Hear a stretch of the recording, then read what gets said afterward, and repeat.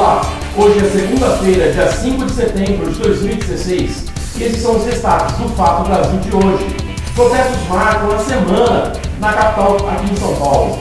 Aplicativo de celular auxilia nas denúncias das propagandas irregulares nas campanhas políticas em São Paulo. E o Espírito Santo sofre estiagem e passa de 1000 dias. Estas, outras notícias e os meus comentários você acompanha agora no Fato Brasil.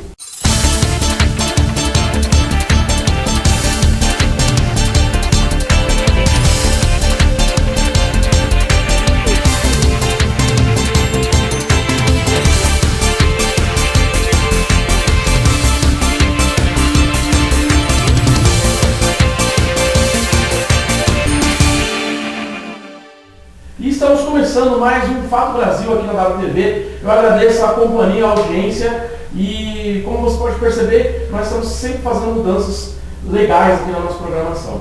E vamos às nossas notícias de hoje, porque tem muita coisa acontecendo. Pois protestos marcaram a capital nessa semana que passou, desde que o impeachment da presidente Dilma Rousseff foi aprovado pelo Senado. E muitos protestos estão acontecendo não só na capital aqui em São Paulo, na capital de São Paulo, como pelo país, né? E ontem foi marcado um protesto na Avenida Paulista, mesmo com o governo Temer proibindo esse protesto, dizendo que até funcionários iriam utilizar, mas de qualquer maneira o protesto foi marcado e aconteceu. E de acordo com informações do movimento, 100 mil pessoas estiveram presentes no protesto na Avenida Paulista ontem. Embora a grande mídia praticamente tenha ignorado isso, ignorado o que aconteceu, tanto aqui em São Paulo, também aconteceu no Rio de Janeiro e em outros locais, o protesto aconteceu e foi pacífico. Porém, ao final do protesto, como você pode ver, como você vai poder ver aí no VT, houve tumultos. Vamos ver o VT primeiro, depois a gente faz um balanço. Vamos lá. Manifestantes contra o impeachment se reuniram em frente ao MASP por volta das 6h30 da tarde. Em assembleia, eles decidiram seguir até a Praça do Ciclista, também na Avenida Paulista. A gente faz o nosso papel para todo mundo ver que a gente não está de má fé, a gente leva a nossa proposta, mas a gente sabe que vai terminar em bomba, independente de a gente respeitar ou não, termina em bomba. Então por isso que parte da galera acaba não querendo essa negociação. A PM impôs um trajeto para os manifestantes. A oportunidade quando vocês vão? Se cada tomar uma decisão para um local, a PM não consegue vigiar todo mundo ao mesmo tempo. Tem outras tarefas primordiais além dessa manifestação. Eles saíram em passeata, gritando palavras de ordem. Alguns levavam cartazes pedindo a saída de Michel Temer. E também diretas já. Diretas já! O protesto seguiu rumo ao Centro Histórico de São Paulo. Na região da Avenida 9 de Julho, houve confronto com a polícia, que usou bombas e gás de pimenta para dispersar os manifestantes. Pois como você pode ver, ao final do protesto na Avenida Paulista houve tumulto. A reportagem não foi específica, nós vamos fazer um balanço aqui. 26 pessoas foram detidas desde sexta-feira, entre elas foram 4 menores de idade. 21 delas foram no Centro Cultural São Paulo, ontem, por volta das 15h30, que foi antes do ato. Eles foram encaminhados ao DEIC, Delegacia dos Crimes Especiais, lá, né, em flagrante por formação de quadrilha. Eles portavam gases curativos, vinagre e máscaras de proteção. Eles não se conheciam, então não tinha como ser formação de quadrilha, né? Os adolescentes foram levados para o Brás, para a vala da criança e do adolescente, e os manifestantes, em sua maioria, que eram secundaristas, se reuniram em solidariedade no local desde o meio-dia de hoje. A audiência de custódia para os 22 maiores de idade estava prevista para as 13 horas no Fórum Criminal da Barra Funda e não tinha acontecido até o fechamento da edição. Se o DEIC não enviar a documentação para a audiência, não tinha enviado, né, até o fechamento da edição, a audiência ficaria para outro dia. Nós não temos informações ainda se essa audiência realmente aconteceu. No momento em que a informação não chegou, os jovens estavam passando por perícia no Instituto Médico, pelo famoso exame de corpo de delito do Instituto Médico Legal. A audiência que estava prevista, que foi prorrogada para as 8 horas, só os familiares dos advogados poderiam acompanhar, se foram as informações dos advogados, né? Lembrando de que todas as pessoas que foram detidas antes da manifestação, durante as manifestações do domingo, foram levados para o DEIC, os advogados ficaram impedidos de ter acesso aos seus clientes, sendo menores de idade ou os maiores de idade. E ainda nessa edição a gente vai trazer mais informações sobre o que aconteceu ontem durante as manifestações contra o governo do Michel Temer aqui em São Paulo, ok? E nós estamos a um mês da eleição, né? E a população ainda tem dúvidas sobre o que faz o vereador e o que nós podemos cobrar. É o que você acompanha no VT agora, olha só. A Câmara dos Vereadores é também conhecida como a Casa do Povo. Aqui são tomadas algumas decisões que têm impacto direto na nossa vida. Mas quais os limites dos vereadores e como a gente faz para cobrá-los? Para entender essas questões, nós vamos conversar com o professor Pedro Arruda. Ele é professor daqui da PUC de São Paulo. Primeiramente, professor, para a gente entender qual é a importância do vereador na tomada de decisões políticas na cidade. Bom, os vereadores têm um papel fundamental, né, de votar o principal tributo do município, que é o IPTU, que controlar os atos do Poder Executivo, fiscalizar a utilização dos recursos, também votar o plano orçamentário, né? O número de vereadores varia de acordo com o número de habitantes de cada cidade, conforme determina a Constituição. Cidades com até 15 mil habitantes têm 9 vereadores. O número de legisladores vai crescendo até chegar em cidades com mais de 8 milhões de pessoas, como São Paulo, que tem 55 vereadores. Relações de parentesco ou de amizade pessoal, e votar muito mais por ideologia já é um bom começo, levando-se em consideração o partido ao qual ele está afiliado. E depois de eleito, como faz para acompanhar o dia a dia desse vereador? Quando a gente não acompanha, está dando carta branca para que os vereadores tomem decisões em nosso nome. Mas nem sempre as pessoas têm tempo para ir em sessões ou gabinetes. Lúcia, você acompanha o trabalho dos vereadores? Não. Por quê? Porque eu não gosto. Você lembra em quem você votou de vereador na última eleição? Esqueci mesmo. Não lembro meu vereador quem é. Nossa, que absurdo, hein? A gente precisa ser um pouco mais ativo em tudo, não só na política, apesar de ser um dos temas que estão sendo mais citados aqui no nosso país, mas a gente tem que ser um pouquinho em tudo. Então, nós temos que ficar espertos em relação ao papel dos vereadores na nossa política. E é nosso papel como cidadão cobrar. Depois não adianta ficar reclamando, a gente precisa ficar em cima do nosso representante. E ainda sobre eleições, aplicativo de celular auxilia nas denúncias de propagandas irregulares nas campanhas políticas aqui no estado de São Paulo. Olha que bacana. Olha lá. A ferramenta, que ganhou o nome de Pardal, está disponível para aplicativos Android e iOS e pode ser baixada de graça. Depois de instalar o aplicativo, o eleitor pode tirar fotos ou gravar vídeos para denunciar propaganda irregular, compra de votos e até o eventual uso da máquina pública nas campanhas. As imagens e informações são encaminhadas pelo próprio aplicativo para o Ministério Público Eleitoral, que analisa a denúncia. Mas atenção, quem não tem um aplicativo também pode fazer a denúncia pela internet. Basta acessar o site do TRE, tre-sp.jus.br e clicar no banner de denúncia de propagandas irregulares. Os dados de quem fez a denúncia são mantidos em sigilo e é possível acompanhar o processo pelo site do TRE. Pois é, eu já baixei o aplicativo no meu aparelho e vou ficar em cima. Inclusive já teve a denúncia, porque alguns dos nossos políticos já estão fazendo propagandas irregulares com carros de som e dando panfletinho, jogando no meu quintal. Isso é irregular, isso não pode, tá bom? Então, use o aplicativo, você que está em São Paulo. E para você que não está em São Paulo, entre no site do Tribunal Eleitoral, do Tribunal Regional Eleitoral da sua região e denuncie. Importantíssimo. Se você não fizer a sua parte, não adianta reclamar depois, não é verdade? E aconteceu nessa semana a Bienal do Livro, que aproximou o público de ideias e visões diversas do mundo, é o que a gente acompanha no VT agora, olha só. Um estande todo dedicado à literatura afrodescendente, um espaço para o lançamento e a divulgação de livros e ideias. Tem muito livro sobre o dia a dia, sobre o cotidiano do negro, sobre o mundo do negro dentro da nossa sociedade. Samuel veio divulgar o livro dele, uma história de preconceitos e de superação. Sou um negro pobre da periferia, eu sou gay e ex-evangélico. E o que eu quero mostrar para essas pessoas que leem o meu livro, que conhecem o meu projeto, que é possível sim você enfrentar todas essas barreiras que a vida às vezes te coloca e vencer com amor. O islamismo também está na Bienal.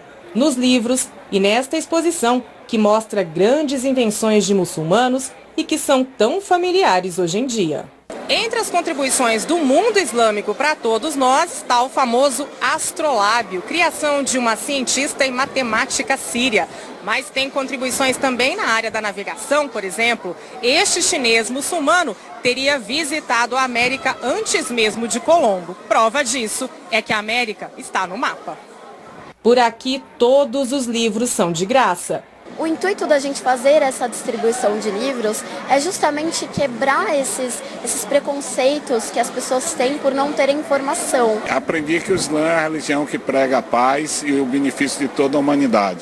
E que mesmo eu, católico, apostólico romano, poderia me considerar um muçulmano, porque também me submeto às leis de Deus. Pois é, e a Bienal do Livro, que aí você viu um lado muito bacana que a TV Brasil nos mostrou, porém, o Expressão Cult da Bienal do Livro, que nós passamos na quinta-feira passada, nós tivemos presente, você que nos acompanha sabe disso, tivemos presente na Bienal do Livro, você pode assistir tudo o que aconteceu muito mais do que mostrou aí na matéria, no Expressão Cult, que já está disponível no nosso YouTube, youtube.com/WTV Brasil, acessa aí. E no nosso WTV Play, no nosso site também está disponível. Vai lá e dá uma olhada, toca, o programa está sensacional e ainda com a entrevista exclusiva do Ziraldo pra gente. Pois é. E também aconteceu em São Paulo a BGS, né? É uma feira, né, que reúne os principais notários do setor de jogos eletrônicos. É o que você acompanha agora, né? Vinícius está testando um jogo de realidade virtual. Óculos e fone de ouvido, para tudo parecer muito real. E é terror, atividade paranormal. Total imersão no jogo, você não vê o que está por fora, você não presta atenção ao que está ao seu redor, você simplesmente está dentro do jogo. É algo sensacional. O Brasil é o quarto maior consumidor de games do mundo. São cerca de 60 milhões de jogadores e muitos deles estão aqui. É a Brasil Game Show, que antecipa centenas de jogos que vão estar disponíveis nos próximos meses. Até segunda-feira, mais de 300 mil pessoas devem passar por aqui. São Paulo é o principal mercado consumidor do país. E é um mercado que principalmente ele consegue atender praticamente como um país independente. É uma fatia muito importante. Nessa edição, são 108 estandes de fabricantes e produtoras do mundo inteiro. E a produção brasileira está aumentando. Lucas levou o jogo de botão para as telas. A gente tentou fazer essa experiência de um jogo que era antigo, assim, que pelo menos pessoas da minha idade, de 30 anos ou mais, jogava quando era pequeno, e essa meninada que costuma mais com digital não tinha esse contato com esse jogo. Por aqui, o que não falta é diversão. 2017 está muito bacana, as músicas são muito legais, não tem como você não parar de dançar, é muito legal. E tipo, é a primeira vez que eu vou, é muito legal. Muito legal.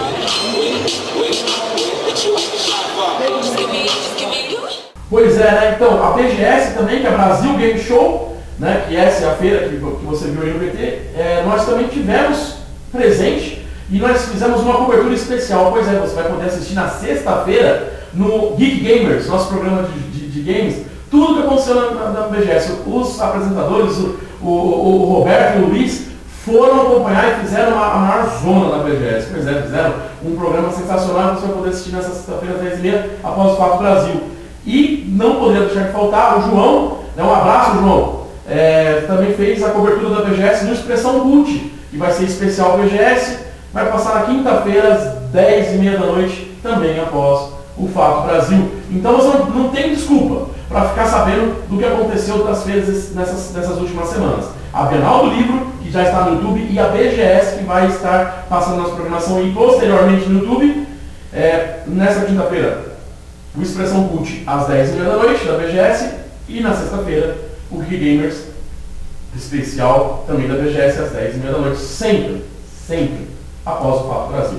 E se você não pode assistir nesse horário, sempre no YouTube. Lembrando, acesse e se inscreva também no nosso canal no YouTube, youtube.com/WTV Brasil. Bom, e veja a seguir aqui na WTV o nosso dia internacional, onde tem furacão na Flórida e atentar a bomba nas Filipinas. Pois é, a previsão do tempo para essa terça-feira. E também o Espírito Santo sofre estiagem e passa de dias nos outros comentários finais sobre os assuntos políticos. Não sai daí que a gente já volta, é rapidinho, é só para tomar um café. A gente já volta.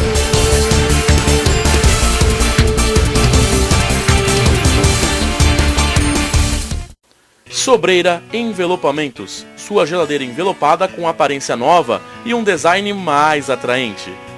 O envelopamento é uma ótima solução para recuperar os seus eletrodomésticos.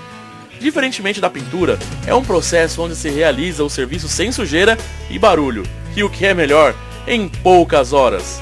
Você também pode envelopar a sua máquina de lavar, o seu armário, o seu notebook, o box do seu banheiro, portas e muito mais. Entre em contato conosco pelo telefone ou o nosso WhatsApp. DDD 11 95855 0643. Sobreira Envelopamentos.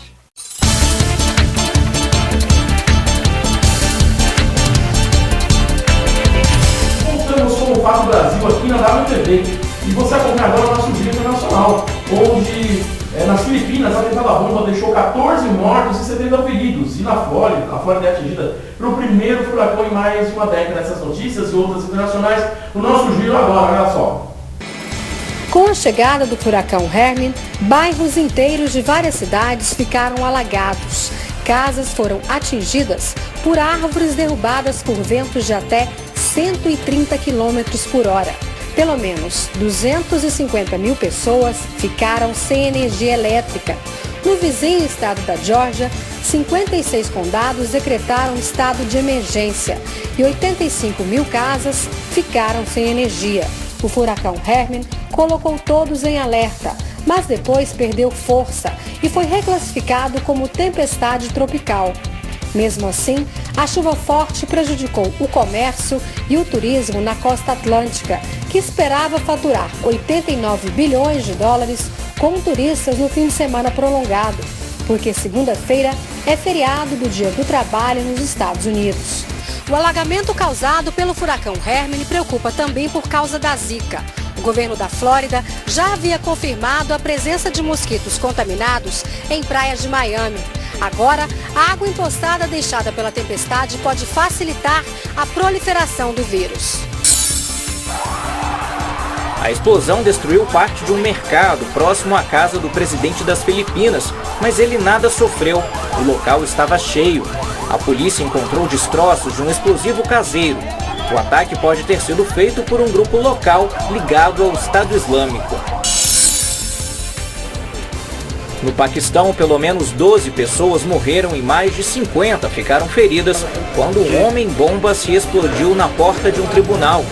Mais cedo, 4 terroristas lançaram granadas contra uma igreja. Um civil e todos os agressores morreram. A autoria dos 2 ataques foi reivindicada por um grupo dissidente do Talibã paquistanês. A Samsung anunciou a suspensão das vendas do smartphone Galaxy Note 7, recém-lançado na Coreia do Sul e nos Estados Unidos. Vários donos relataram que a bateria pegou fogo e explodiu. A empresa disse que os aparelhos danificados, ou que ainda estão nas mãos dos consumidores, serão trocados sem nenhum custo. O jogador da Liga de Futebol Americano Colin Kaepernick ganhou apoio dentro do campo e nas redes sociais. Ele se recusa a ficar de pé durante a execução do hino nacional antes dos jogos. Colin diz que não se orgulha de um país que oprime negros e outras etnias com a ajuda da polícia. O protesto do jogador também gerou reações contrárias nas redes sociais.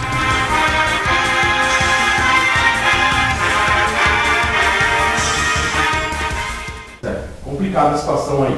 Vamos agora então à previsão do tempo para esta terça-feira em todo o país.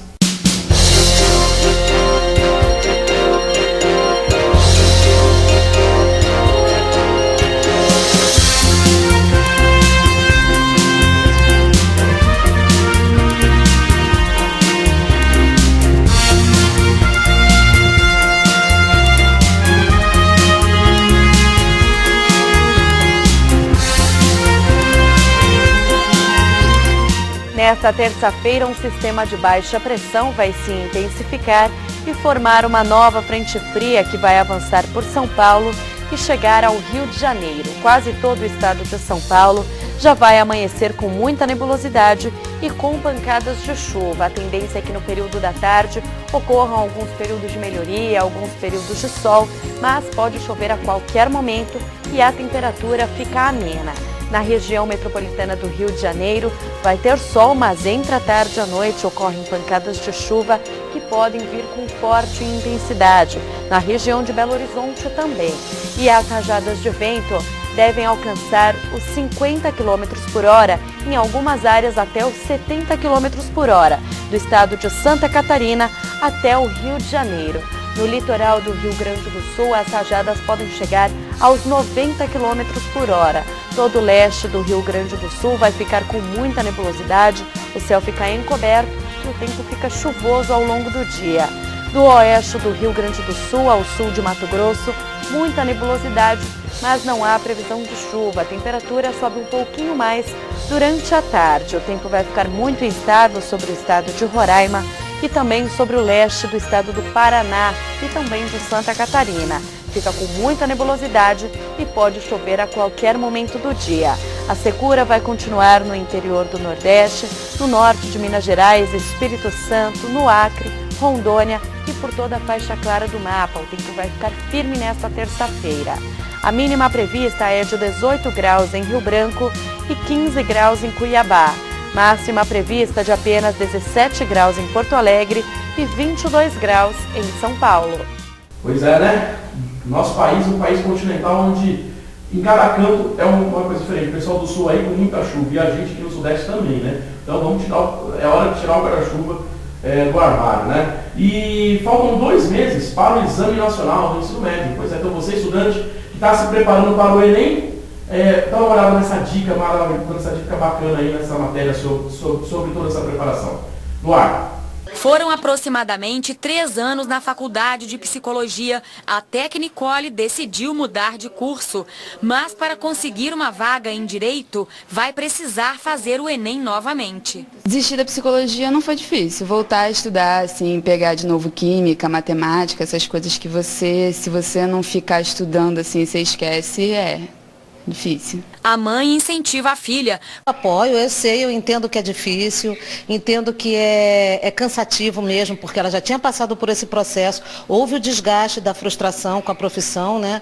E que bacana que está voltando agora. Nicole estuda uma média de 4 horas por dia por meio de livros e videoaulas. E para reforçar ainda mais essa preparação, ela vai fazer o simulado de graça pela internet. É uma prova com critérios semelhantes ao Enem, o exame que é porta de entrada para o ensino superior. São 80 questões de múltipla escolha que podem ser concluídas em até 4 horas por computador, smartphone ou tablet. A prova foi desenvolvida pela empresa de tecnologia Geek Games em parceria com o Ministério da Educação. Mais de 1 milhão de avaliações já foram feitas nas 2 primeiras edições do simulado, que aconteceram entre abril e julho deste ano. Ele ajuda na parte da matéria, né? Porque é uma prova que você, por mais que você estude com livro, lendo, assim, é uma prova muito diferente. Então não tem nada exatamente que te prepare. Só o simulado você fazendo mesmo para ter uma ideia. O Enem vai ser realizado nos dias 5 e 6 de novembro e tem mais de 8,5 milhões de inscrições confirmadas, quase 1 milhão a mais do que no ano passado. Pois é, lembrando que esse simulado está no site do Enem, é só acessar lá, é muito bacana e é muito bom a gente já ir se preparando, afinal, entrar numa faculdade pública, principalmente agora, em tempos de crise, é muito importante para que a gente tenha uma profissão bacana. Então, você jovem, você estudante que está se preparando aí, o Enem é muito importante para você conseguir pontos, para você entrar numa faculdade pública ou ajudar também no ingresso numa boa faculdade particular. Então, fique esperto. E o Espírito Santo sofre uma estiagem que passa de 1000 dias. Pois é complicado. Aqui na região sudeste chove pra caramba, mas no Espírito Santo a coisa está complicada. Roda aí. O campo já não tem mais a cor de antes. Os rios estão secando, animais morrendo. A estiagem prolongada traz graves consequências. Esse é o pior cenário de seca e de crise hídrica passado pelo nosso estado. O Espírito Santo enfrenta uma crise hídrica como nunca vista antes. Lá se vão mais de 1000 dias com chuvas abaixo da média histórica. É a pior estiagem dos últimos 80 anos. 19 cidades capixabas estão em situação extremamente crítica por causa da falta de chuva. E as previsões não são das melhores. As chuvas de setembro, mesmo que aconteça dentro da média, ela não vai resolver o problema da crise hídrica, né? Que é o abastecimento. Vai aumentar um pouquinho a vazão do rio, mas imediatamente cai, né? Porque é pequeno volume. Vocês viram que o solo está muito seco. E essa chuva que vai cair não é suficiente para umedecer o solo, para depois descer até o lençol freático para abastecer as nascentes. Por causa da seca, algumas culturas importantes para a economia do estado, como o café e o mamão, não desenvolveram como deveriam. Os prejuízos na agricultura são bilionários e os reflexos da crise hídrica não estão somente no campo. Na cidade, elas começam a aparecer. Se não chover, a região metropolitana da Grande Vitória terá que fazer racionamento. O norte e noroeste do estado, a situação é muito crítica. Na metropolitana, o cenário é crítico, é extremamente crítico. Se não chover, a previsão de chuva não é matemática. Se não chover, não descartamos nenhuma hipótese aqui na metropolitana. Medidas estão sendo tomadas pelo governo para enfrentar a crise hídrica no Espírito Santo, mas a participação da população é fundamental para minimizar o problema. É preciso que nós todos, cidadãos urbanos, é preciso que nós todos, produtores rurais, é preciso que nós todos, indústria do Estado do Espírito Santo, nos demos conta que nós não é mais agora assim, olha, precisamos economizar água. Nós temos que economizar água. Pois é, essas foram as notícias de hoje. Nós vamos agora para o final do programa, mas antes de terminar o nosso programa de hoje, naturalmente eu gostaria de agradecer demais a audiência e a paciência, lembrando que durante todo o programa foi passando aí as nossas redes sociais, que é a maneira que você tem de entrar em contato conosco. O nosso Facebook, o nosso Twitter, o nosso Instagram, o nosso Snapchat e principalmente o nosso canal no YouTube, youtube.com/WTV Brasil. Eu espero você lá. Pode mandar sua sugestão de pauta, seus comentários. Mas os meus comentários finais, que na verdade é o nosso pensamento final. Pois é, nós vamos exibir agora um trecho de um vídeo produzido pelos jornalistas livres, né, onde o senador Lindeberto Farias, o ex-presidente do PSDB, Roberto Amaral, e o deputado federal Paulo Teixeira estavam na linha de frente do ato desse domingo contra a presidência do Michel Temer, convidados pela organização para inibir a violência da PM. Eu gostaria que não inibiu nada, na verdade acabou acontecendo a reação da polícia e bombas, gás, balas, borracha, toda aquela confusão no final do protesto, mesmo o protesto sendo pacífico. Eles estavam lá presentes e o jornalista produziu esse vídeo que eu gostaria que você, que está em casa, tirar suas próprias conclusões para saber se eles estão certos ou errados. Não é verdade? Olha o vídeo aí. Isso é um escândalo, cara. Olha o Paulo Teixeira. Nós já na manifestação com a doutor Roberto Amaral. Doutor Roberto, o senhor deve falar sobre isso, doutor. O senhor é o senador da República, Lindbergh. Isso é um absurdo, né? Tá lacrimejando tudo, ardendo tudo. Nós viemos aqui para evitar isso. E o ato foi pacífico. Um negócio desnecessário. Isso é um escândalo. Nós vamos denunciar o nome na Corte Interamericana de Direitos Humanos. Não errar. Está registrado, senador. Doutor Roberto. É uma votação estúpida, desumana, covarde, fascista. Uma manifestação democrática, um Estado de Direito, é dispersada dessa forma, sem verdade nenhuma razão. E continua. Vocês estão ouvindo aí as bombas? Essa multidão aqui. Dando tiro, levei um tiro de borracha. Pode haver acidente, as pessoas podem ser... E aqui é uma emboscada, né? Porque aqui não tem saída mais. Aqui não tem mais saída.